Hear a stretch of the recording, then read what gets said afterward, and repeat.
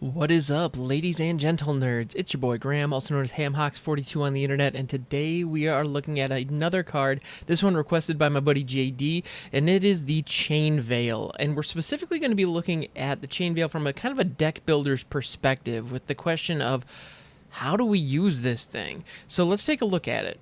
So the Chain Veil is a legendary artifact. Fortunately, this thing's legendary, and we're going to see why.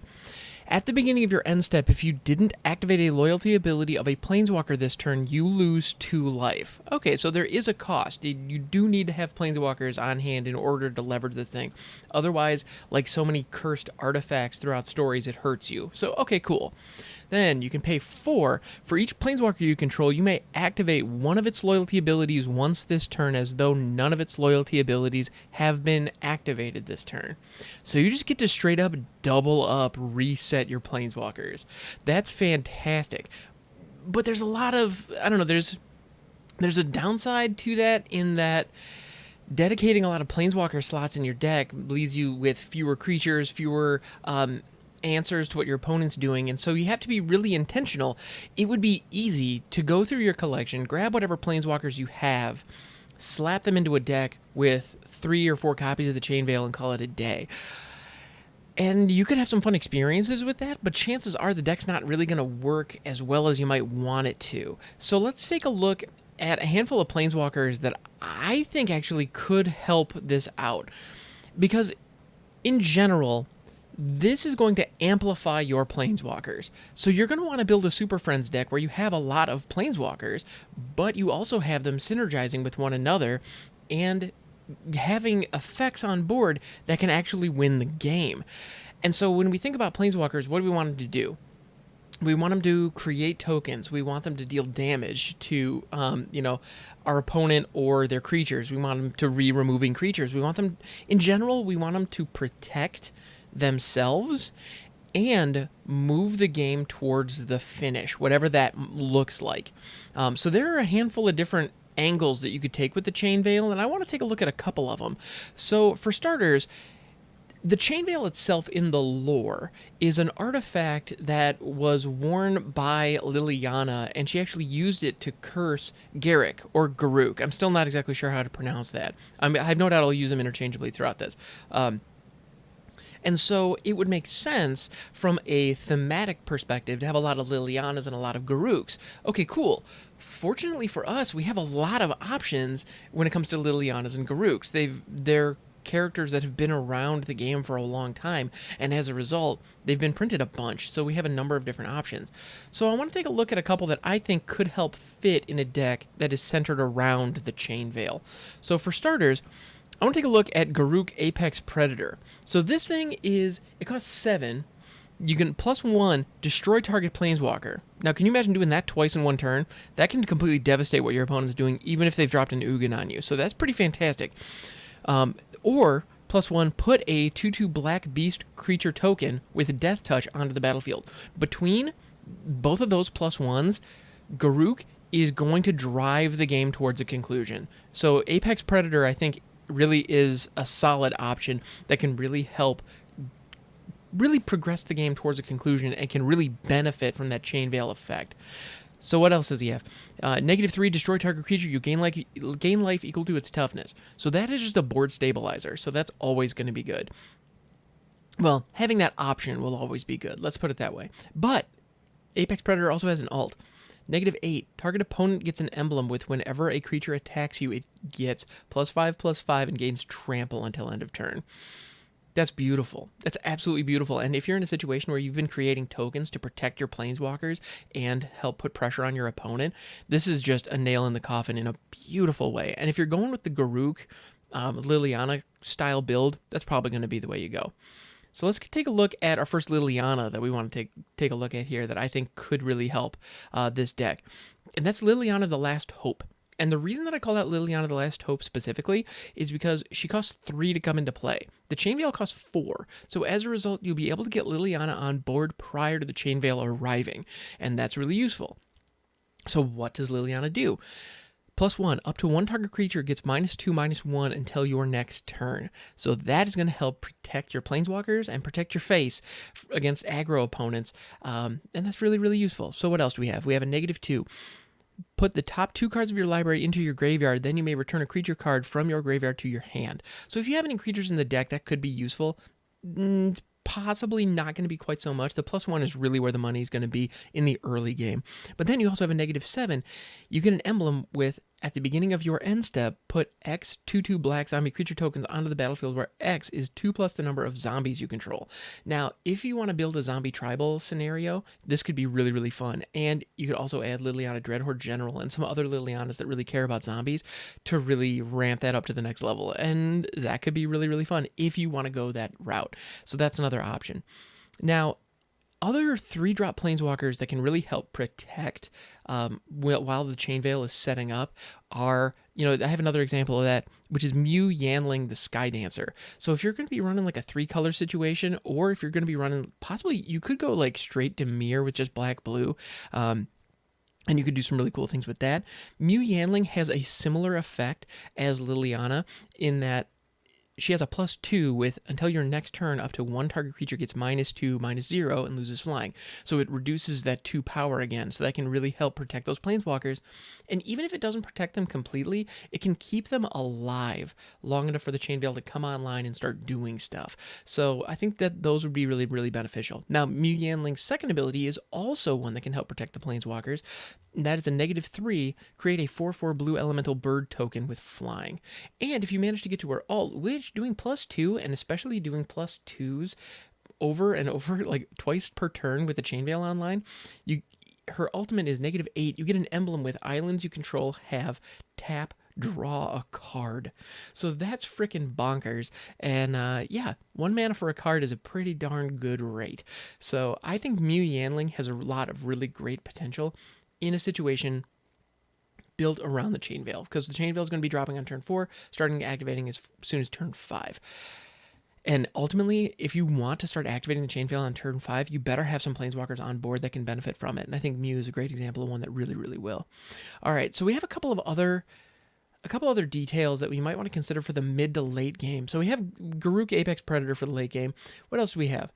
Another one that I wanted to call out was Ajani the Great-Hearted, because Ajani's -2 puts a +1/+1 counter on each creature you control and a loyalty counter on each planeswalker you control. So if you're in these colors, Ajani the Great-Hearted could do some really fun things by promoting pumping all of your planeswalkers simultaneously and being able to hit that twice in one turn. Yes, Ajani's going to go down to 1 himself. However, I think that's worth it for a really explosive turn where you can ramp up to some of those ultimates as quickly as turns, I don't know, probably 5 or 6, you can be hitting ultimates if you are ramping the Chain Veil and Ajani Great-Hearted. So that's something to consider. Only because the ability to add loyalty counters by using a loyalty ability, if you see examples of those, I think that's another area where the Chain Veil can really, really help in Super Friends decks.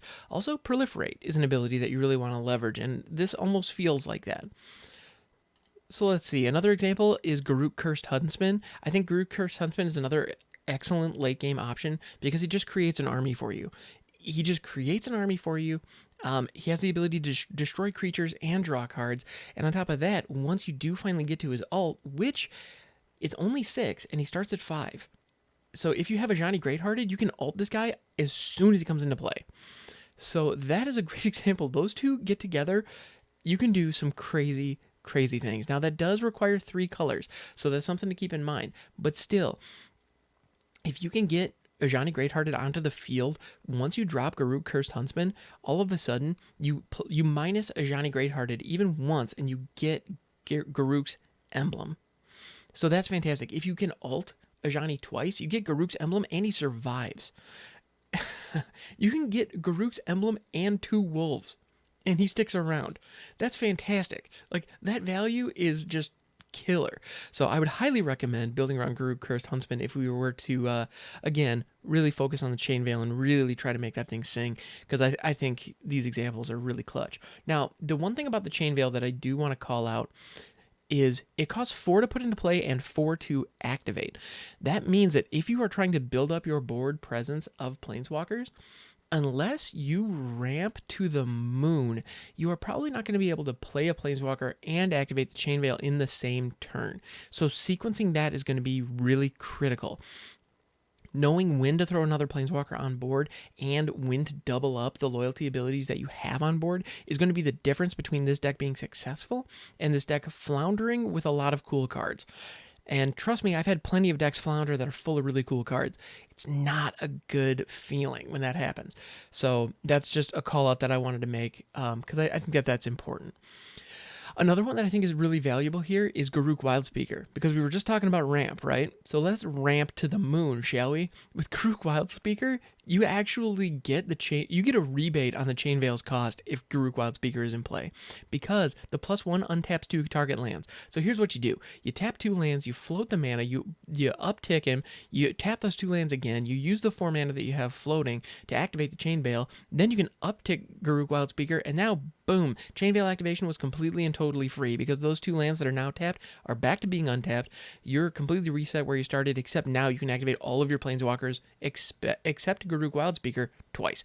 So that is one great way to get that rebate, and so I would highly recommend in this deck having at least 3 Wildspeakers, because that is going to make a huge difference in your success with the Chain Veil later, because that all of a sudden puts you in a position where you can activate the Chain Veil and potentially play a Planeswalker. Now, given the way that the sequencing is going to go, you probably aren't going to be able to play the Planeswalker while also being able to double activate it with the Chain Veil, but it's not impossible if it's a lower cost one. So that's something to keep in mind. It's an interesting possibility, and I feel like Garruk Wildspeaker is an excellent addition in this deck. What else do we get for it, though? So if we're in a situation where we have plenty of lands, we don't need to play any Planeswalkers, maybe our hand is empty, what else do we have? We can -1 to put a 3/3 green beast creature token onto the battlefield, which, if we're going to be going the Garruk overrun finisher, that's great. That gives us exactly what we want. Then we also have the option to -4 creatures you control get +3/+3 and gain trample until end of turn. It's a one-shot overrun. That's fantastic. So in a situation where we only need a rebate on 2 of the mana for the Chain Veil, then all of a sudden we also get this effect. That's just killer. So that's fantastic. And it also combines with a lot of the other ultimates. Like, one of the things you'll notice with Garruk is that a lot of the time you get overrun effects where all of your creatures get buffed and gain trample. So we have a lot of overrun abilities here. A lot. So I think Garruk Wildspeaker is a slam dunk home run, gotta be included. And so this version that we're talking about is if we're going to be building it around kind of the Liliana Garruk exchange, like those 2 characters specifically, I feel like these are some prime examples of ones that need to be included. You can include a number of other ones. There's no wrong way to build this, but if we're trying to make it as efficient as possible, I think these are a couple of really solid ones. And also, in general, when you're looking at Planeswalkers, 3 and 4 drop Planeswalkers are worth so much more than the really big bombs. Now, that said, the really big bombs are great. Like, you'll notice that with Garruk Cursed Huntsman, with him costing 6, this card has been legal in Standard since Throne of Eldraine. There has not been a single Standard deck that has really leveraged this guy to full effect, which is a shame because it's a really good card. But at the same time, he came out in the same set as Oko. So yeah, with power creep and whatnot, a Planeswalker that drops on 6 is just not good enough, in Standard anyway. But if we're playing Commander, if we're playing a more casual environment, I think this card is nothing short of an absolute beast. And that was no pun intended. It is. Like, look at this guy. It's just, yeah, it's insane. But at the same time, it costs 6. So it's important to balance that. So what's more valuable? 6-drop or a 3-drop that's going to give you some really solid value throughout the course of the game? It depends on the construction of your deck. I would definitely, like any deck construction philosophy, lean on the side of having more lower drops. And so I think the 3-drop Planeswalkers that will protect the Chain Veil are going to be really, really important. And so, yeah, Mew Yandling is one of those. Garruk Wildspeaker can be one of those in a pinch because you do get that beast token. Now, that does weaken him, but still, -1, you can tick that twice and still keep him around. You can tick it 3 times if you're not worried about him dying. So you have a lot of great options there. Now, There's one other use for the Chain Veil that I would be remiss if I didn't point out, and that is in a deck that is leveraging the single worst Planeswalker ever printed. And some of you guys know where I'm going to go, and you're right. I'm talking about Tibalt the Fiend-Blooded. Now, why does this card suck so much? Well, it costs 2. It's a 2-mana Planeswalker, and it's not good. It's crazy to think about. So, the starting loyalty on this guy is only 2. And the +1 that you're supposed to use to leverage, to really ramp up and get this guy big and powerful, is to draw a card, then discard a card at random. So you're chucking a card away at random from your hand. So you cannot plan your turns, period. And that is a huge downside that is just cannot be overstated. And we all know it. As a result, this character is more a meme than anything. So why the heck am I talking about it in an episode where we're talking about the Chain Veil? Because I certainly don't want to hit that +1 twice. Get out of here. That's ridiculous. I want to point that out because the ultimate on this guy, gain control of all creatures until end of turn. Untap them, they gain haste until end of turn. In a situation, especially if it's a casual or a multiplayer environment, that ability is very, very, very powerful. And personally, I did play an Oathbreaker game where this guy was my commander, and I actually won it. So it's possible. Tibalt can work. It can. But there's one synergy that I want to point out that works beautifully with the Chain Veil and Tibalt. And that is Chandra, Acolyte of Flame. And yes, that is the baby Chandra that produces those little elemental creature tokens that explode in the Cavalcade of Calamities deck that we know oh so well from Arena. Well, Chandra, Acolyte of Flame has another ability that is very easy to overlook because of the elemental generation. She has a 0 ability that says put a loyalty counter on each red planeswalker you control. Hey, guess what Tibalt is? Tibalt is a red planeswalker you control. So if you have Tibalt on board, you activate the Chain Veil, you can activate his +1 twice, which is risky to be fair, but that gets him up to 2, or that gets him up to 4 just alone. So if on the turn when you play him, assume you haven't had a chance to uptick him, or assume maybe he got hit once or so, so he's sitting at 2 loyalty. You get Chandra, Acolyte of Flame on board, you activate the Chain Veil, all of a sudden that gives Tibalt 4 counters. That means the ult is within reach. If you have hit Tibalt's +1 prior to this, that means with 0 ramp, that is a turn 5 ultimate for Tibalt. That's a turn 5 insurrection that you get to drop on the board. So if you're in an EDH situation and you can actually pull that off, holy cow, how cool would that be?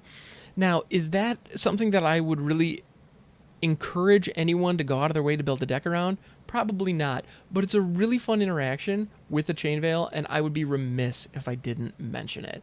So, I don't know. I think that Chandra, Acolyte of Flame, and Tibalt, or Chandra, Acolyte of Flame, frankly, and any number of other red planeswalkers. I have no doubt there are Sarkans out there that can take better use of this than Tibalt.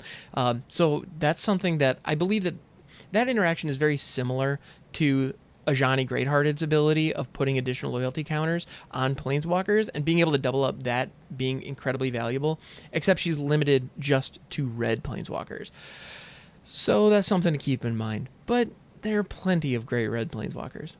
So anyway, everybody, this has been kind of a deep dive look at how you can work around the Chain Veil, how to build a deck that leverages Super Friends, and can really take advantage of this card. So it's been super fun. Thank you so much for hanging out. This has been kind of a long-winded one, and I appreciate you sticking with me. So thank you so much.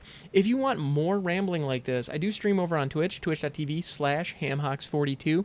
I also have another series on YouTube called the Rogue Deck Workshop, where we take an idea for kind of a janky Magic the Gathering deck, and we actually build it live on YouTube, and then, well, it's pre-recorded, but we build it from start to finish on YouTube, walk through the thought process of card selection, and then we end with kind of a first draft of the deck, and then we actually play with it. So go ahead and check that out. I'd appreciate it if if you can go over there. And also, while you're here, go ahead and click that like button if you've enjoyed this, and while you're at it, if you wouldn't mind subscribing, it makes a huge difference. I appreciate you.